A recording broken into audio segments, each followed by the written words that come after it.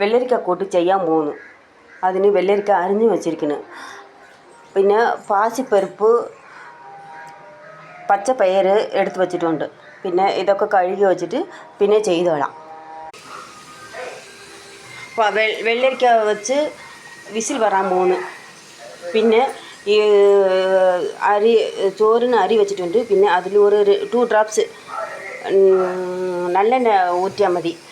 അങ്ങനെ വെള്ളം പൊങ്ങി വഴിയാതിരിക്കും.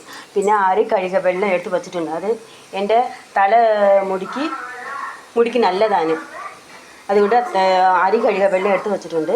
കരിവേപ്പില കഴുകാൻ വെച്ചിരിക്കുന്നു. ഇനി അത് കുറച്ച് കഴുകി വെക്കണം. ചൂടാകട്ടെ.